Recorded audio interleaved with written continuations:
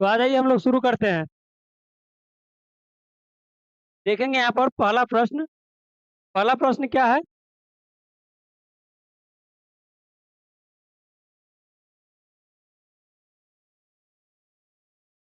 चलिए देखेंगे। पहला प्रश्न है, मनुष्य के मस्तिष्क का बड़ा भाग होता है। मनुष्य का जो मस्तिष्क होता है, मनुष्य का मनुष्य का मस्तिष्क जो होता है, मस्तिष्क होता है।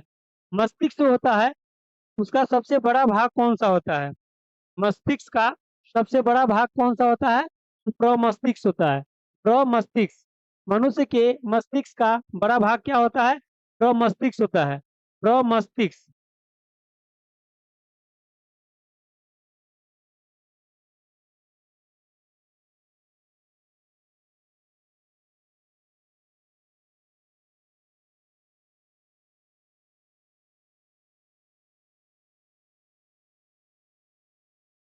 क्या होता है?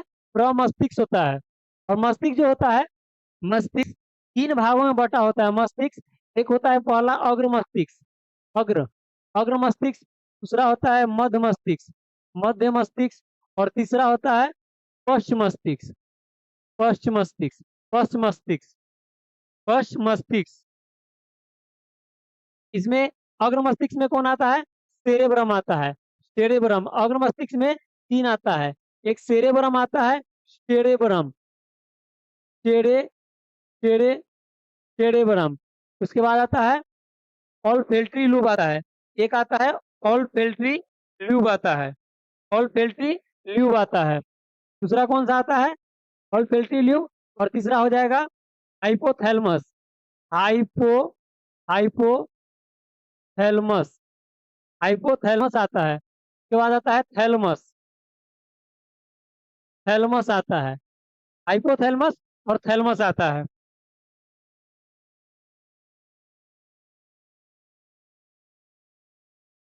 चलिए अगला प्रश्न देखेंगे। अगला प्रश्न क्या है? गैस की कमी से गैस की कमी से घेंघा रोग होता है। घेंघा रोग जो होता है वह किसकी कमी से होता है? तो आंसर क्या हो जाएगा? आयोडीन की कमी से, आयोडीन की कमी से, आयोडीन की कमी से। और आयोडीन जो है वह किस शैवाल से प्राप्त किया जाता है? आयोडीन जो है वह शैवाल से प्राप्त किया जाता है। और किस शैवाल से? तो लेमिनेरिया, लेमेनेरिया, लेमे लेमेनेरिया, लेमिनेरिया शैवाल से प्राप्त किया जाता है।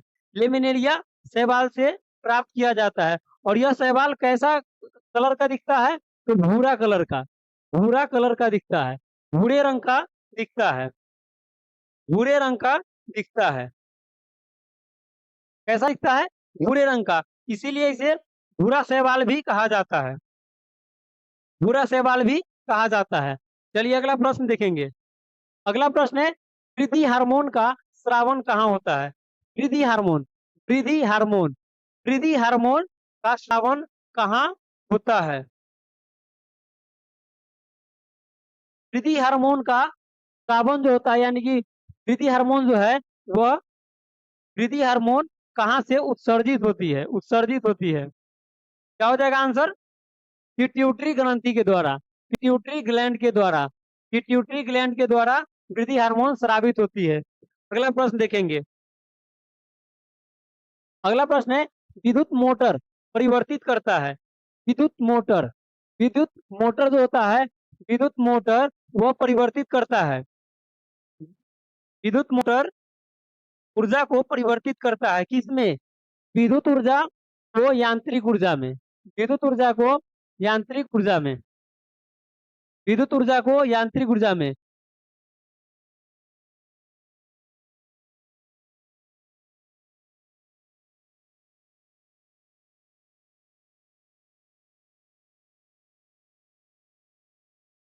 क्या हो जाएगा आंसर? विद्युत ऊर्जा को यांत्रिक ऊर्जा में बदलता है।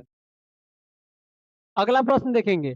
अगला प्रश्न है, दूरदृष्टि दोष, दूरदृष्टि दोष, दूरदृष्टि दोष के निवारण के लिए किसका प्रयोग किया जाता है? यानी दूरदृष्टि दोष अगर हो जाए तो इसका निवारण किसके द्वारा किया जाएगा? किस लेंस के द्वारा किया जाएगा? बताइएगा आप लोग। दूरदृष्टि दोष होना, दूरदृष्टि दोष जो होता है उसका कारण क्या होता है? दूरदृष्टि दोष का मतलब है कि केवल दूर का दिखाई देगा, निकट का नहीं, निकट का नहीं, निकट का नहीं दिखाई देगा, निकट का नहीं दिखाई देगा। यानी कि जो बीमारी रहेगा सिर्फ वही दिखाई देगा, उसके अलावे नहीं। जैसे दूर दृष्टि दोष है तो इसका मतलब हो गया कि केवल दूर का दिखाई देता है वस्तु और नजदीक का नहीं, नजदीक का नहीं। तो इसके निवारण के लिए हम उत्तल लेंस का प्रयोग करते हैं। दूर दृष्टि दोष के निवारण के लिए उत्तल लेंस का प्रयोग करते हैं और इसे दूर दृष्टि दोष को हाइपरमेट्रोपिया भी कहते हैं, हाइपरमेट्रोपिया भी कहते हैं। और निकट दृष्टि दोष के निवारण के लिए अवतल लेंस का प्रयोग करते हैं, अवतल लेंस का प्रयोग करते हैं। और इसे क्या कहते हैं, निकट दृष्टि दोष को तो मायोपिया कहते हैं, मायोपिया, मायोपिया कहते हैं, मायोपिया कहते हैं। और दूर दृष्टि दोष में क्या होता है, दूर दृष्टि दोष में नेत्र, नेत्र लेंस जो होता है, दूर दृष्टि दोष में नेत्र लेंस जो होता है वो पतला हो जाता है। नेत्र, नेत्र लेंस, नेत्र लेंस पतला हो जाता है, पतला हो जाता है। जिसके कारण क्या होता है, फोकस दूरी जो होता है, फोकस दूरी, फोकस दूरी, फोकस दूरी यानी कि एम, फोकस दूरी जो होता है वो बढ़ जाता है, बढ़ जाता है, बढ़ जाता है।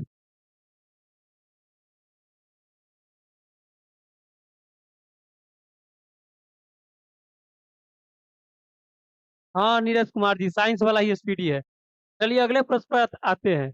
अगला प्रश्न है, परमाणु में उपस्थित सबसे हल्का कण, परमाणु में उपस्थित सबसे हल्का कण बताइएगा आप लोग। परमाणु में उपस्थित सबसे हल्का कौन कौन सा है, परमाणु में कौन कौन सा कण उपस्थित है, तो इलेक्ट्रॉन प्रोटॉन न्यूट्रॉन ये सब है। तो इसमें सबसे हल्का कण कौन सा है बताइएगा आप लोग, सबसे हल्का कण कौन सा है।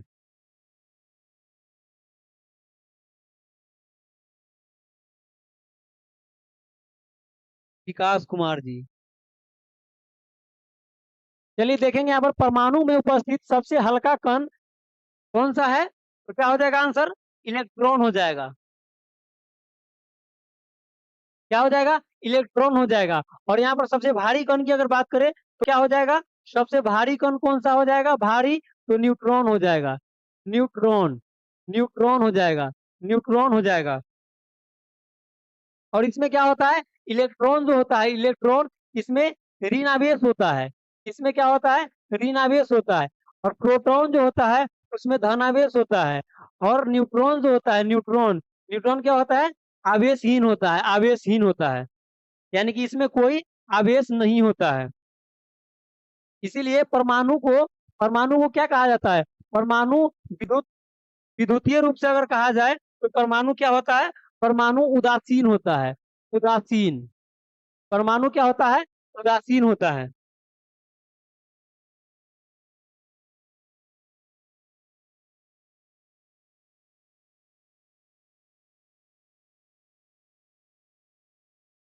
बासठ नंबर आपको आया है टेस्ट में, नंबर तो अच्छा है। और ये नहीं कह सकते कि हो जाएगा, लेकिन सेफ स्कोर आपका है 62, सेफ स्कोर है। हो जाएगा कि नहीं ये नहीं कह सकते, अब एग्जाम होने के बाद ये सब पता चलेगा। लेकिन स्कोर सही है आपका, मेहनत करते रहिए और 2-4 नंबर और बढ़ाने का कोशिश कीजिए। चलिए अगले प्रश्न पे चलते हैं। अगला प्रश्न है, प्रकाश वर्ष इकाई है, प्रकाश वर्ष, प्रकाश वर्ष जो है वह किसकी इकाई है, प्रकाश वर्ष किसकी इकाई है बताइएगा आप लोग, प्रकाश वर्ष किसकी इकाई है।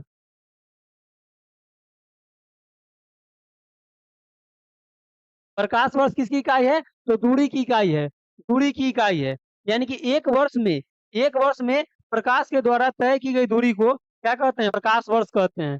प्रकाश वर्ष, एक वर्ष में प्रकाश के द्वारा तय की गई दूरी को प्रकाश वर्ष कहते हैं। और एक प्रकाश वर्ष बराबर कितना किलोमीटर होता है, तो एक प्रकाश बराबर, एक प्रकाश वर्ष बराबर कितना होता है, 9.46 गुना 10 के पावर 12 किलोमीटर होता है, किलोमीटर।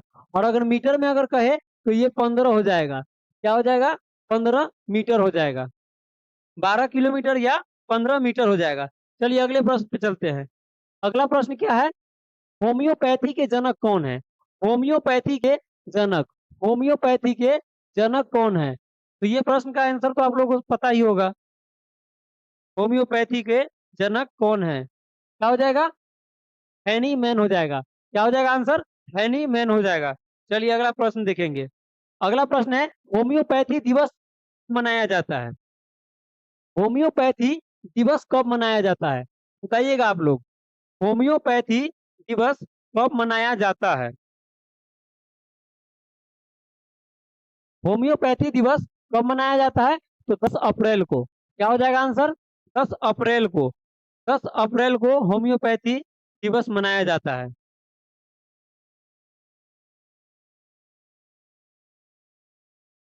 अगला प्रश्न देखेंगे। अगला प्रश्न है, विकास के सिद्धांत को विकास के सिद्धांत को प्रतिपादित किया था किसने? विकास के सिद्धांत को किसने प्रतिपादित किया था? विकास के सिद्धांत को किसने प्रतिपादित किया था?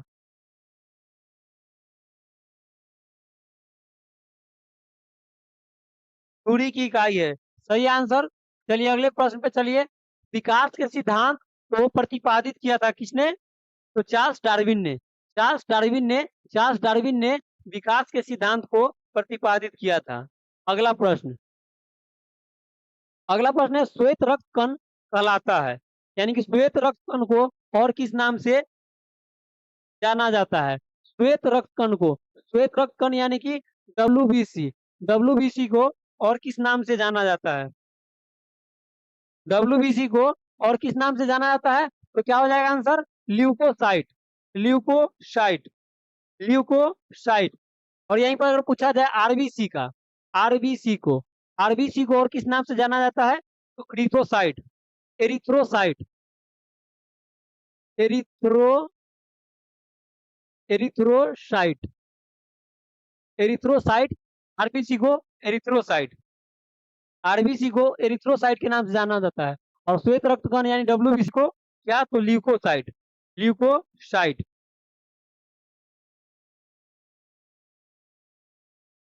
डब्ल्यूबीसी का डब्ल्यूबीसी का डब्ल्यूबीसी का जो आयु होता है वह कितना होता है? डब्ल्यूबीसी का कितना होता है? 2 से 4 दिन। 2 से 4 दिन। और इसका आरबीसी का कितना होता है? तो 20 से 120 दिन। 20 से 120 दिन।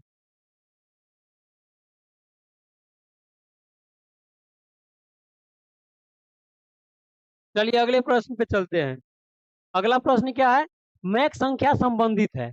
मैक संख्या मैक संख्या संबंधित है। मैक संख्या मैक संख्या संबंधित है।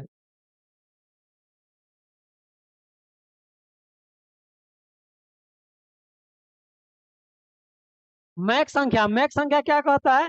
मैक संख्या का कहना है कि हवा में हवा में वायुयान की जो गति होती है हवा में वायुयान का जो गति होती है हवा में वायुयान की जो गति होती है वह ध्वनि के बराबर होती है। यानी कि वायुयान की गति जो होता है वह ध्वनि के बराबर होता है। ध्वनि के बराबर होता है। क्या होता है? हवा में हवा में वायुयान की गति ध्वनि की गति के बराबर होता है। तो क्या है? मैक संख्या संबंधित है किससे? तो वायुयान की गति से। वायुयान की गति से संबंधित है। मैक संख्या वायुयान की गति से संबंधित है। अगला प्रश्न देखेंगे। अगला प्रश्न है, मेनिंजाइटिस डैश की बीमारी है? मेनिंजाइटिस मेनिंजाइटिस मेनिंजाइटिस जो है वह डैश की बीमारी है। मेनिंजाइटिस जो है वह कौन सा बीमारी है? मेनिंजाइटिस। इसमें क्या होता है? मेनिंजाइटिस यह मस्तिष्क से संबंधित बीमारी, यानी कि मस्तिष्क में बीमारी होता है यह मेनिंजाइटिस। मेनिंजाइटिस मस्तिष्क में होने वाली बीमारी है। और इस बीमारी को क्या कहते हैं? इस बीमारी को दिमागी बुखार भी कहते हैं। दिमागी दिमागी बुखार भी कहा जाता है। दिमागी बुखार के नाम से भी जाना जाता है। मेनिंजाइटिस को दिमागी बुखार के नाम से भी जाना जाता है। दिमागी बुखार के नाम से जाना जाता है। और यह कैसा है? तो जीवाणु से संक्रमण होने वाला बीमारी है।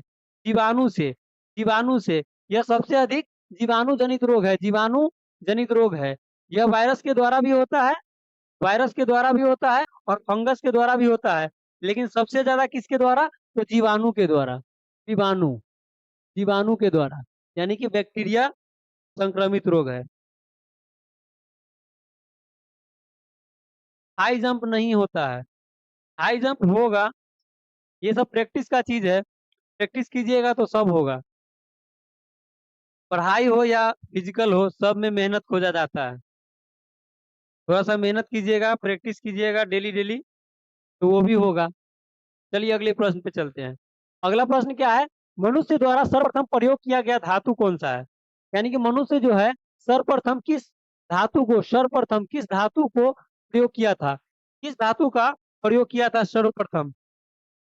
कौन सा हो जाएगा? तांबा हो जाएगा। क्या हो जाएगा आंसर? तांबा। तांबा का प्रयोग सबसे पहले मनुष्य ने किया था। अगला प्रश्न देखेंगे। अगला प्रश्न है, सबसे कम तरंग लंबाई वाली किरणें कौन सी है? सबसे कम, सबसे कम तरंग लंबाई वाली किरण कौन सी है? सबसे कम तरंग लंबाई वाली किरण कौन सी है?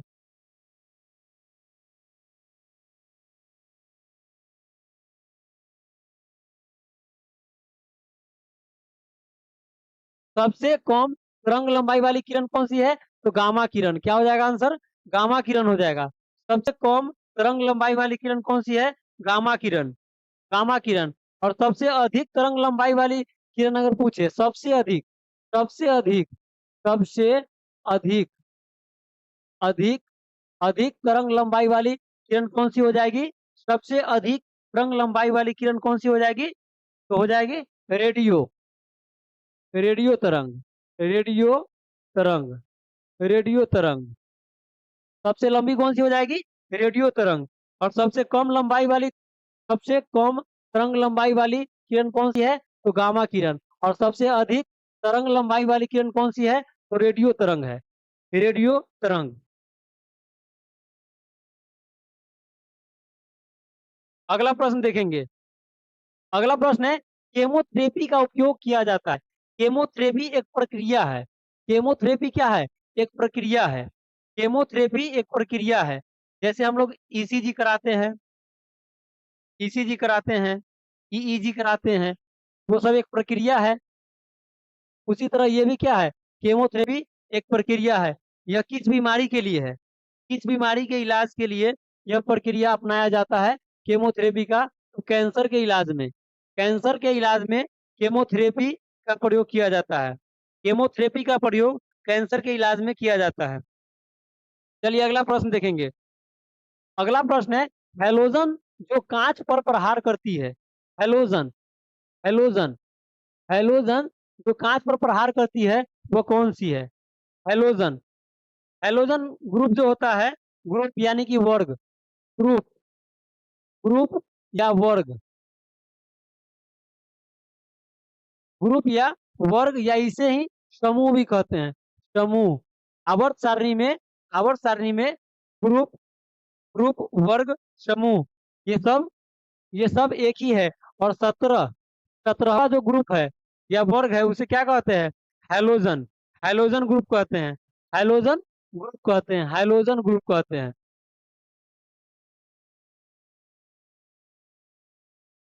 अगला प्रश्न देखेंगे।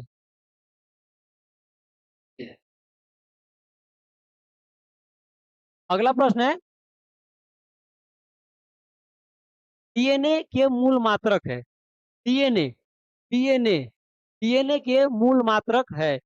डीएनए के मूल मात्रक है।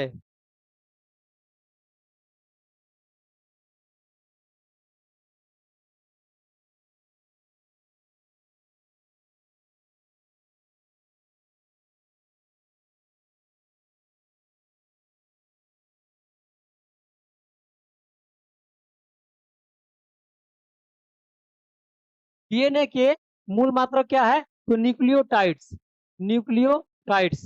डीएनए के मूल मात्रक क्या है? न्यूक्लियोटाइड्स। डीएनए के मूल मात्रक क्या है? न्यूक्लियोटाइड्स। अगला प्रश्न देखेंगे। अगला प्रश्न है, चूने का पत्थर किस तरह की चट्टान है? यानी कि चूने का जो पत्थर है वो कैसा चट्टान है? चूने का जो पत्थर है वो कैसा चट्टान है? चूने का पत्थर कैसा चट्टान है?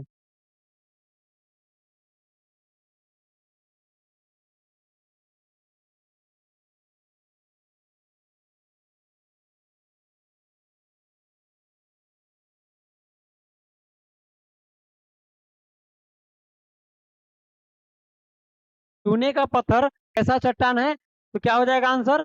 सेंडिमेंट्री। सेंडिमेंट्री चट्टान है। चूने का पत्थर जो है वह सेंडिमेंट्री तरह का चट्टान है। सेंडिमेंट्री तरह का चट्टान है चूने का पत्थर। अगला प्रश्न देखेंगे। अगला प्रश्न है किरोसिन। किरोसिन।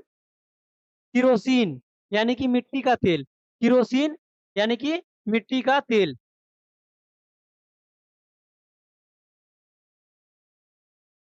चलिए जय हिंद। आप आपको भी।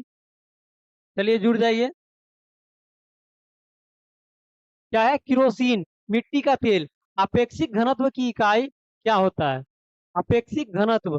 अपेक्षिक घनत्व। घनत्व की इकाई। घनत्व की इकाई। घनत्व बराबर क्या होता है? घनत्व बराबर क्या होता है? घनत्व यानी कि डेंसिटी बराबर क्या होता है? घनत्व बराबर द्रव्यमान। द्रव्यमान यानी कि एम बटा में क्या होता है? आयतन होता है। आयतन यानी कि भी। आयतन। आयतन को भी से डिनोट करते हैं। तो क्या हो जाएगा? भी क्यू हो जाएगा। ये भी क्यू हो जाएगा। तो किलोग्राम। किलोग्राम प्रति मीटर क्यूब। किलोग्राम। द्रव्यमान को किस में मापते हैं? तो केजी में मापते हैं। तो किलोग्राम हो गया। और प्रति यानी कि बटा में क्या हो जाएगा? Metre cube. मीटर क्यूब क्योंकि आयतन को मापते हैं किसमें? मीटर में। तो मीटर क्यूब हो जाएगा। Metre cube. क्या हो जाएगा आंसर? घनत्व की इकाई क्या हो जाएगा? किलोग्राम प्रति मीटर क्यूब। किलोग्राम प्रति मीटर क्यूब।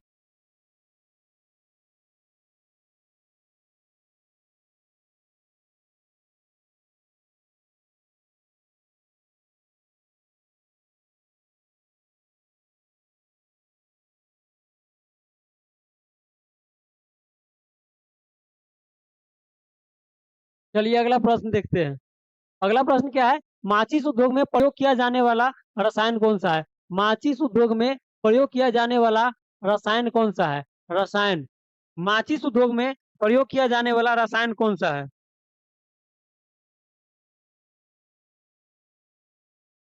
कौन सा रसायन है? तो लाल फास्फोरस। लाल फास्फोरस। क्या है? लाल फास्फोरस। फास्फोरस दो प्रकार का बताए थे आप लोगों को कि एक जो फास्फोरस होता है वह श्वेत श्वेत फास्फोरस होता है, जिसे क्या कहते हैं? पीला फास्फोरस भी कहते हैं। पीला फास्फोरस भी कहते हैं। और यह क्या करता है? तो यह ऑक्सीजन से अभिक्रिया करके और यह जल जाता है, इसलिए इसे कहाँ रखा जाता है? तो इसे जल में रखा जाता है। इसे कहाँ रखा जाता है? जल में रखा जाता है। चलिए अगला प्रश्न देखेंगे। अगला प्रश्न है दालें। यानी कि दाल जो होता है वो किसकी अच्छी स्रोत होता है? दाल में किसकी मात्रा अधिक होती है? यह किसकी स्रोत होती है? दाल जो होता है वह किसकी अच्छी स्रोत होती है?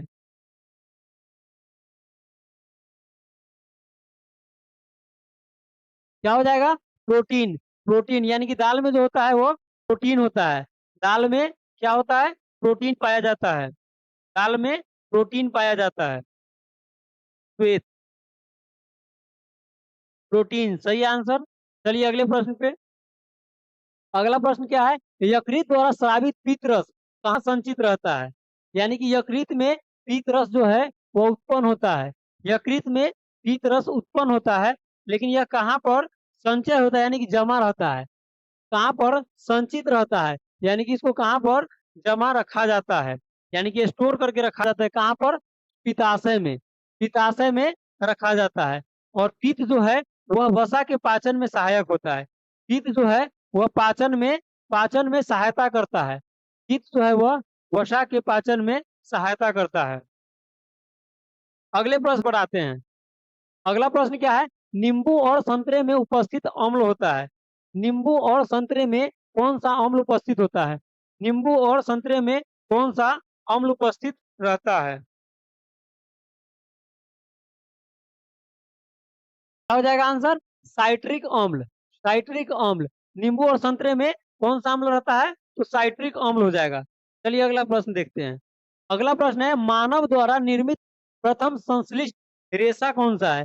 मानव द्वारा निर्मित यानी कि कृत्रिम कृत्रिम प्रथम संश्लिष्ट रेशा। मानव द्वारा निर्मित प्रथम संश्लिष्ट रेशा कौन सा है? रेशा यानी कि फाइबर कौन सा है? तो नाइलॉन हो जाएगा। नाइलॉन हो जाएगा आंसर। नाइलॉन। मानव द्वारा निर्मित प्रथम संश्लिष्ट रेशा कौन सा हो जाएगा? नाइलॉन हो जाएगा। क्या हो जाएगा आंसर? नाइलॉन हो जाएगा। अगला प्रश्न देखेंगे। अगला प्रश्न है जीन परिवर्तन किसमें होता है? जीन जीन परिवर्तन जीन परिवर्तन किसमें होता है? क्या हो जाएगा? डीएनए। डीएनए में क्या होता है? अनुवांशिक अनुवांशिक परिवर्तन होता है। डीएनए में अनुवांशिक लक्षण, अनुवांशिक गुण, ये सब का परिवर्तन होता है। तो क्या कह रहा है यहाँ पर? जीन परिवर्तन होता है किसमें? तो डीएनए में होता है। डीएनए में। डीएनए का पूर्ण रूप क्या होता है? तो deoxy ribo nucleic acid. DNA का पूर्ण रूप क्या होता है? Deoxy ribo nucleic acid. अगला प्रश्न देखेंगे। अगला प्रश्न है अस्थियों एवं दांतों में उपस्थित मुख्य तत्व कौन सा है? यानी कि अस्थि अस्थि किसे कहते हैं? हड्डी को। हड्डी हड्डी और दांत में उपस्थित मुख्य तत्व कौन सा है? हड्डी और दांत में उपस्थित मुख्य तत्व कौन सा है? डीएनए में। डीएनए में सही आंसर। अगले प्रश्न का जवाब दीजिएगा। अस्थियों और दांतों में उपस्थित मुख्य तत्व कौन सा है? मुख्य तत्व क्या हो जाएगा? कैल्शियम। कैल्शियम और एक फॉस्फेट भी होता है। Calcium phosphate. कैल्शियम और फॉस्फेट। अगला प्रश्न देखेंगे। अगला प्रश्न है मरकत बनता है। मरकत मरकत जो है वो बनाया जाता है। मरकत बनाया जाता है बेरिलियम। बेरिलियम के द्वारा। बेरिलियम के द्वारा मरकत बनाया जाता है। बेरिलियम के द्वारा मरकत बनाया जाता है। बेरिलियम के द्वारा। क्या हो जाएगा आंसर? बेरिलियम। अगला प्रश्न देखेंगे। अगला प्रश्न है जुड़वा खनिज कहलाता है। जुड़वा खनिज किसे कहते हैं? जुड़वा खनिज किसे कहते हैं? जुड़वा खनिज किसे कहते हैं?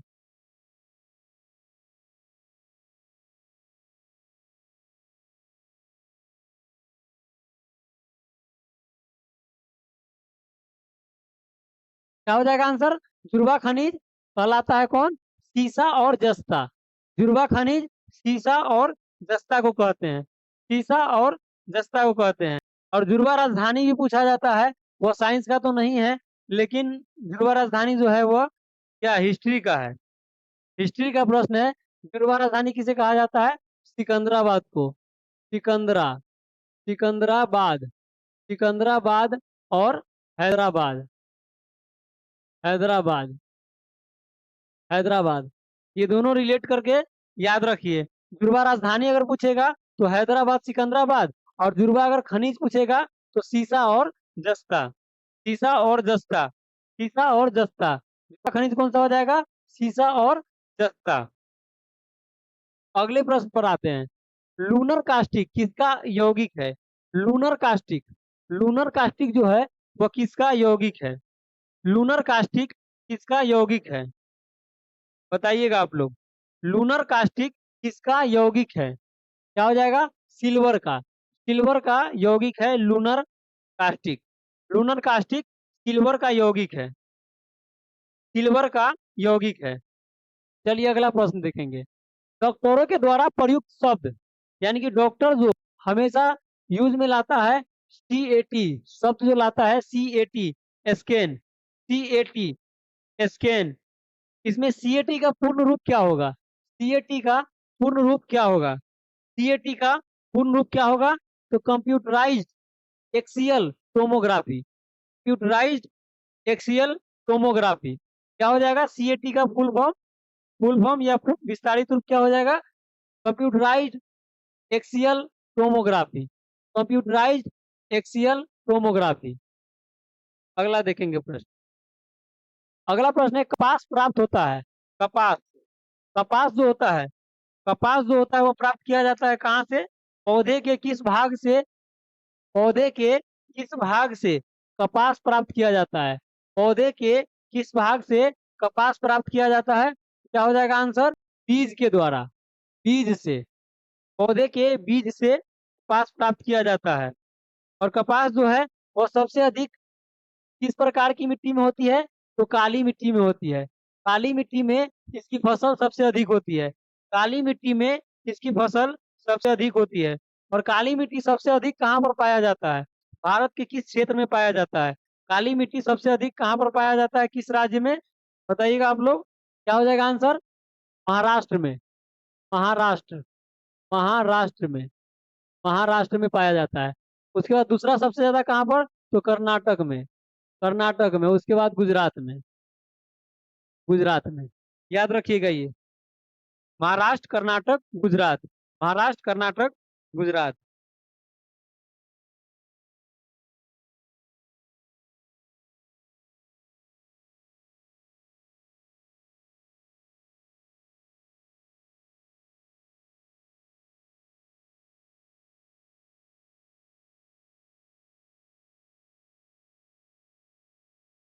चलिए अगला प्रश्न देखेंगे।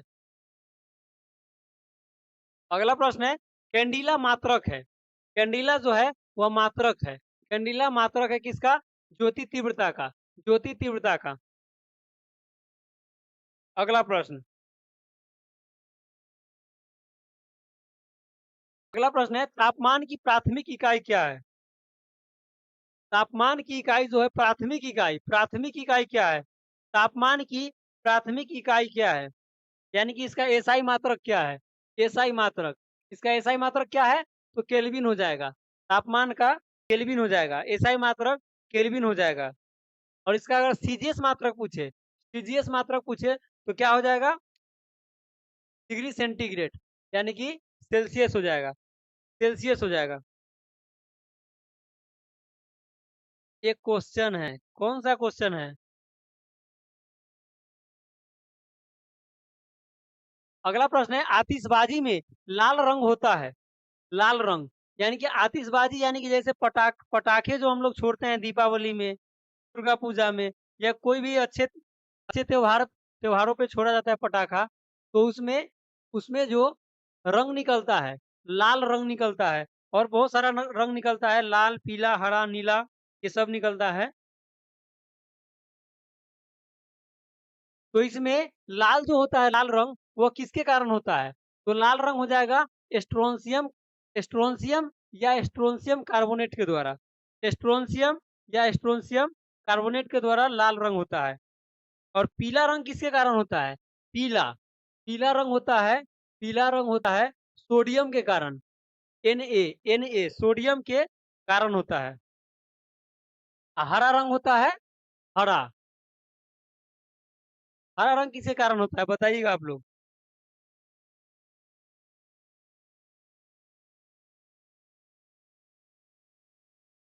हरा किसके कारण होता है?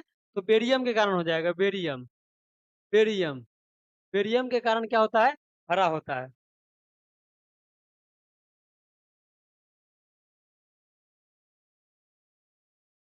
नालंदा विश्वविद्यालय को किसने गौतम बुद्ध को गिफ्ट किया था? ये प्रश्न तो इतिहास का है, लेकिन हम जानते तो बता देते, लेकिन मुझे भी पता नहीं है। नालंदा विश्वविद्यालय को किसने गौतम बुद्ध को गिफ्ट किया था? पता नहीं है।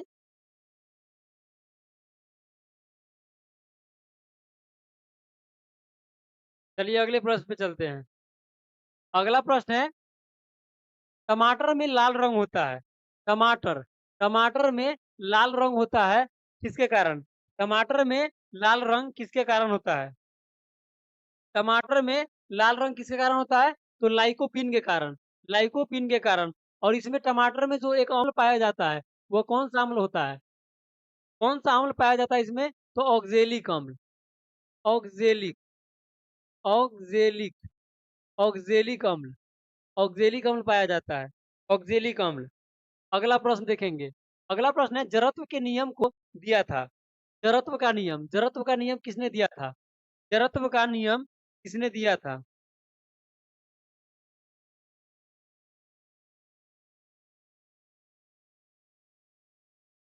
जड़त्व का नियम किसने दिया था? गैलीलियो ने। गैलीलियो ने। और जड़त्व का नियम न्यूटन के गति के कौन से नियम को कहते हैं? न्यूटन के गति के नियम के प्रथम नियम को कहते हैं। प्रथम। प्रथम। प्रथम नियम को क्या कहते हैं? जड़त्व का नियम कहते हैं। और जड़त्व दो प्रकार का होता है, एक गति का जड़त्व और एक विराम का जड़त्व होता है। अगला प्रश्न देखेंगे। अगला प्रश्न है, ओजोन परत बचाती है। ओजोन परत ओजोन परत जो होता है वह बचाती है। ओजोन परत ओजोन परत जो है वह बचाती है सूर्य से आने वाली पराबैंगनी किरणों से। सूर्य से आने वाली पराबैंगनी किरणों से रक्षा करती है ओजोन परत। ओजोन परत सूर्य से आने वाली हानिकारक किरण, जो मनुष्य के लिए बहुत ही हानिकारक किरण होता है पराबैंगनी किरण, जिससे क्या हो जाता है, कौन सी बीमारी होती है, त्वचा कैंसर होती है। पराबैंगनी किरण से क्या होता है, त्वचा कैंसर होता है। त्वचा त्वचा कैंसर होता है। त्वचा कैंसर होता है और इससे बचाता कौन है, तो ओजोन। ओजोन परत बचाता है। ओजोन परत ओजोन परत ओजोन परत की मोटाई को मापते हैं किसमें, तो डॉप्सन में। मोटाई को मोटाई को मापते हैं किसमें, डॉप्सन में। डॉप्सन डॉप्सन डॉप्सन में ओजोन परत की मोटाई मापते हैं। अगला प्रश्न देखेंगे। अगला प्रश्न है, बुध और सॉरी बुध ग्रह का सबसे विशिष्ट गुण क्या है। बुध ग्रह का सबसे विशिष्ट गुण क्या है। बुध ग्रह का सबसे विशिष्ट गुण क्या है, यह चुंबकीय क्षेत्र का होना। इसमें चुंबकीय क्षेत्र का होना। बुध ग्रह का सबसे विशिष्ट सबसे विशिष्ट गुण क्या है, गुण क्या है, तो क्या हो जाएगा, चुंबकीय क्षेत्र का होना। बुध ग्रह में चुंबकीय क्षेत्र का होना सबसे विशिष्ट गुण है। बुध ग्रह जो है वह सूर्य की परिक्रमा सबसे कम दिन यानी कि 88 दिन में करता है। 88 88 दिनों में 88 दिनों में करता है। और सबसे अधिक दिन कौन सा लेता है, कौन सा ग्रह, तो सबसे जो दूर होगा सूर्य से सबसे दूर कौन सा है, वरुण है। वरुण है। वरुण कितना दिन लेता है, तो लगभग 164 वर्ष। लगभग 164 वर्ष। अगला प्रश्न देखेंगे।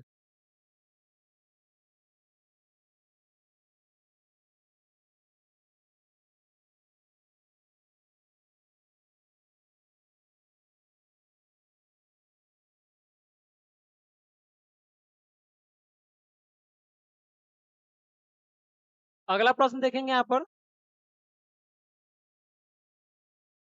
प्रश्न है, मीथेन गैस का बादल किस ग्रह के चारों ओर छाया छाया हुआ है। मीथेन गैस का बादल किस ग्रह ग्रह के चारों ओर छाया हुआ है, यानी किस ग्रह के चारों ओर मीथेन गैस का बादल छाया हुआ है।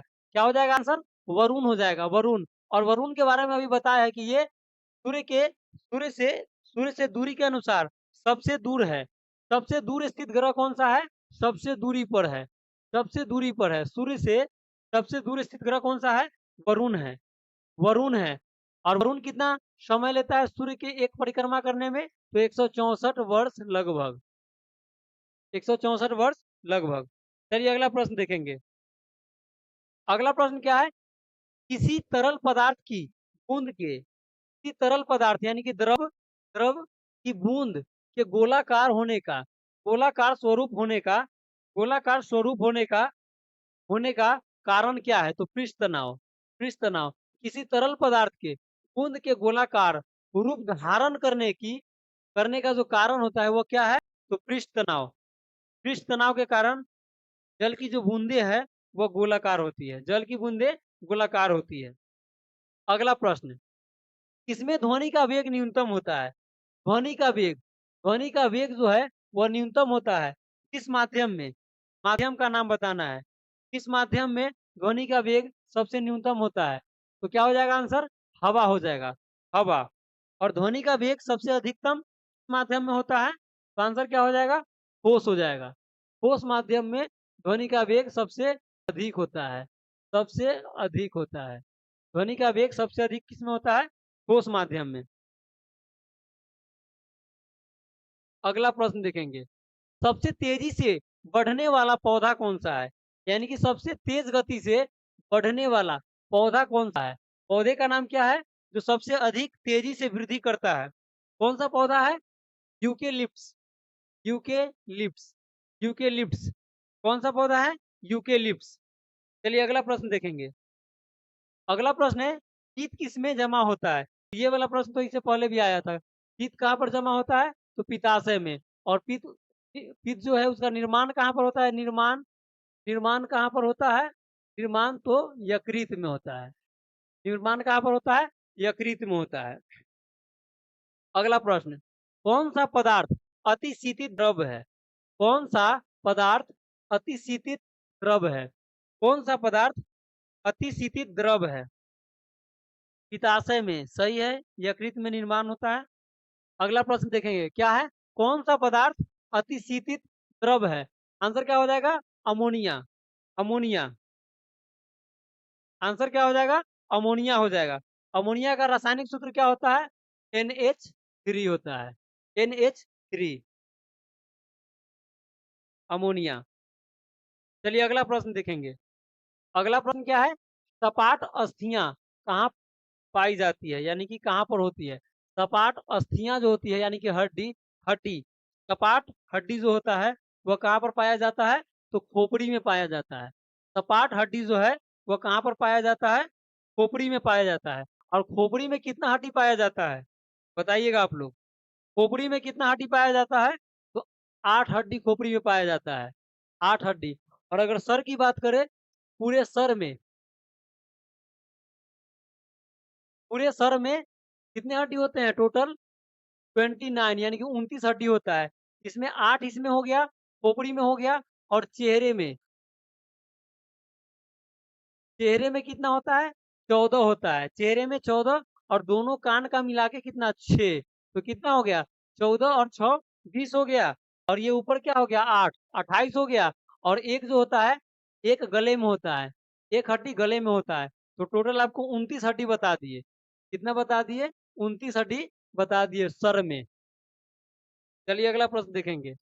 अगला प्रश्न है स्फटिक, यानी कि स्फटिक को क्या कहते हैं? क्वार्ट्ज कहते हैं। स्फटिक को क्वार्ट्ज कहते हैं। स्फटिक को क्या कहते हैं? क्वार्ट्ज। 29 हड्डी, सही है। स्फटिक को क्या कहते हैं? क्वार्ट्ज कहते हैं। स्फटिक को क्वार्ट्ज। यह किसका क्रिस्टलीय रूप है? किसका क्रिस्टलीय रूप है?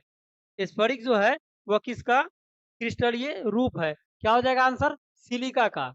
सिलिका का क्रिस्टलीय रूप है स्फटिक। सिलिका का क्रिस्टलीय रूप है। अगला प्रश्न पे आएंगे। अगला प्रश्न क्या है? अगला प्रश्न है, फ्रेयॉन का प्रयोग किस रूप में किया जाता है? फ्रेयॉन। फ्रेयॉन का प्रयोग किस रूप में किया जाता है? फ्रेयॉन का प्रयोग, फ्रेयॉन जो होता है, फ्रेयॉन गैस जो होता है, उसका प्रयोग कहाँ पर करते हैं? फ्रेयॉन का, तो प्रशीतक में। प्रशीतक यानी कि रेफ्रिजरेटर। रेफ्रिजरेटर। रेफ्रिजरेटर में प्रयोग करते हैं। रेफ्रिजरेटर में, रेफ्रिजरेटर में शीतलक के रूप में करते हैं। शीतलक, शीतलक के रूप में करते हैं, जिसे प्रशीतक भी कहते हैं। अगला प्रश्न देखेंगे। अगला प्रश्न है, डीडीटी का आविष्कार किसने किया था? डीडीटी, डीडी डीडीटी का आविष्कार किसने किया था? डीडीटी का आविष्कार किसने किया था? तो आंसर क्या हो जाएगा? Doctor Paul Muller. Doctor Paul Muller. Doctor Paul Muller. Doctor Paul Muller. और ये जो है डीडीटी, इसका पूर्ण रूप क्या होता है? डीडीटी का पूर्ण रूप क्या होता है? डॉक्टर पॉल मुलर का पूर्ण रूप क्या होता है? ड्राई, क्या होता है? Dichloro, dichloro, diphenyl, dichloro ethane. Dichloro, diphenyl, dichloro ethane. चलिए अगला प्रश्न देखेंगे। अगला प्रश्न है, हेली धूमकेतु कितने वर्ष बाद दिखता है? हेली धूमकेतु का नाम है। हेली नामक जो धूमकेतु है वह पृथ्वी से खुले आंख से, खुले आंख से कितने वर्ष के बाद दिखाई देता है? कितने वर्ष के बाद दिखाई देता है? तो हेली नामक जो धूमकेतु है वह 76 वर्ष पर पृथ्वी से खुली आंखों के द्वारा, खुली आंखों के द्वारा पृथ्वी पर से देख सकते हैं। कितने वर्ष के बाद? तो 76 वर्षों के बाद। 76 वर्षों के बाद देख देख सकते हैं। 76 वर्षों के बाद। यह यह सबसे अंत में, मतलब कहाँ पर, कब दिखाई दिया था? हेली नामक धूमकेतु कब दिखाई दिया था सबसे लास्ट? फुल फॉर्म लिख देते, बहुत लंबा फुल फॉर्म है इसीलिए बोल दिए हैं, सुन लीजिएगा दोबारा। यह 1986 में दिखाई दिया था। 1986 में दिखाई दिया था। 1986 में दिखाई दिया था। और इसमें और 76 वर्ष ऐड करके आप लोग जोड़ लीजिएगा कि अब पुनः यह कब दिखाई देगा। क्या हो जाएगा?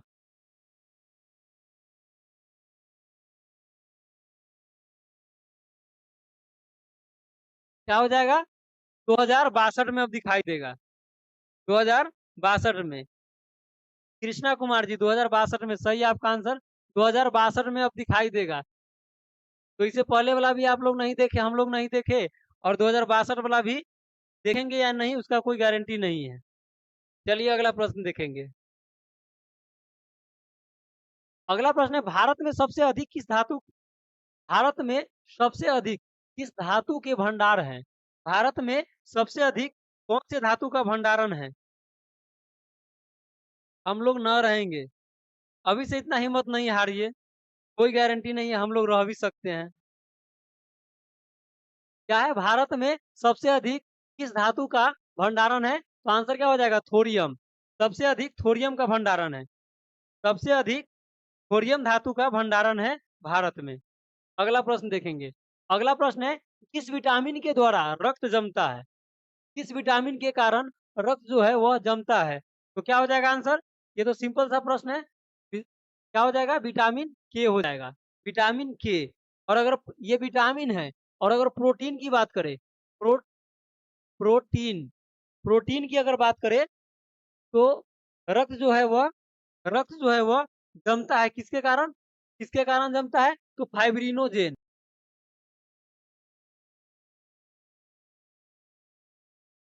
फाइब्रिनो फाइब्रिनोजेन के फाइब्रिनोजेन के कारण। और शरीर शरीर के अंदर शरीर के अंदर नहीं जमता है हिपेरिन के कारण। हिपेरिन हिपेरिन प्रोटीन के कारण शरीर के अंदर रक्त नहीं जमता है, हिपेरिन प्रोटीन के कारण। चलिए अगला प्रश्न देखेंगे। अगला प्रश्न है, पौधे की पत्तियों का रंग हरा होता है। पौधे में जो पत्ती होता है उसका रंग हरा होता है। पौधे में जो पत्ती होता है उसका रंग हरा होता है, किस कारण से? तो क्लोरोफिल के कारण से। क्लोरोफिल के कारण। अगला प्रश्न देखेंगे। अगला प्रश्न है, मैडम क्यूरी ने किसका खोज किया था? मैडम क्यूरी मैडम क्यूरी ने किसका खोज किया था? मैडम क्यूरी ने किसका खोज किया था? क्या हो जाएगा आंसर? रेडियम हो जाएगा। रेडियम रेडियम और पोलिनियम। रेडियम और पोलिनियम पोलिनियम रेडियम और पोलिनियम का खोज किया था मैडम क्यूरी। और इनके इनके पति थे, इनके पति या हस्बैंड थे कौन? Pierre Curie. Pierre Curie. और दोनों को पोलिनियम और रेडियम के खोज के लिए 1903 में नोबेल पुरस्कार मिला था। 1900 1903 में नोबेल पुरस्कार मिला था। 1903 में नोबेल पुरस्कार मिला था। चलिए अगला प्रश्न देखेंगे। अगला प्रश्न है, कौन सी दो धातुओं के मिश्रण से कौन सी दो धातुओं के मिश्रण से स्टेनलेस स्टील बनता है? यानी कि स्टेनलेस स्टील जो है वह किस धातु का मिश्रण होता है? स्टेनलेस स्टील किस धातु का मिश्रण होता है? तो निकेल और क्रोमियम का। स्टेनलेस स्टील निकेल और क्रोमियम का मिश्र धातु होता है। निकेल और क्रोमियम का मिश्र धातु होता है। चलिए अगला प्रश्न देखेंगे। अगला प्रश्न है, पौधे में प्रकाश संश्लेषण के दौरान कौन सी गैस निकलती है? यानी कि पौधे में जो प्रकाश संश्लेषण होता है, प्रकाश संश्लेषण उसके दौरान, प्रकाश संश्लेषण प्रक्रिया के दौरान कौन सी गैस निकलती है? कौन सी गैस निकलती है? तो क्या हो जाएगा आंसर? ऑक्सीजन हो जाएगा। ऑक्सीजन गैस प्रकाश संश्लेषण के दौरान निकलती है। ऑक्सीजन। अगला प्रश्न देखेंगे। अगला प्रश्न है, तापमान जिस पर गैस का आयतन शून्य हो, वह तापमान जिस पर गैस का आयतन शून्य हो, गैस का आयतन शून्य हो जाता है, शून्य हो जाता है, वह तापमान को क्या कहते हैं? यानी कि वह तापमान जिस पर गैस का आयतन जो है, गैस का आयतन भी शून्य हो जाता है, शून्य हो जाता है, उसे क्या कहते हैं? परम शून्य ताप कहते हैं। परम शून्य ताप कहते हैं। और परम शून्य ताप कितना होता है? -273 डिग्री सेंटीग्रेड। -273 degree centigrade.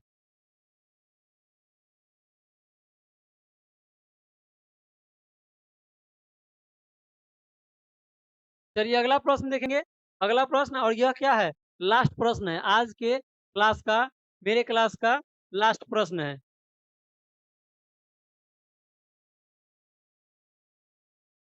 क्या है प्रश्न? खुले फ्यूज का प्रतिरोध, खुले फ्यूज का प्रतिरोध होता है। खुले फ्यूज का प्रतिरोध कितना होता है? खुले फ्यूज का प्रतिरोध क्या होता है? अनंत होता है। इसका प्रतिरोध क्या होता है? अनंत होता है। और फ्यूज जो होता है वो बनाया जाता है किसके मिश्रण से?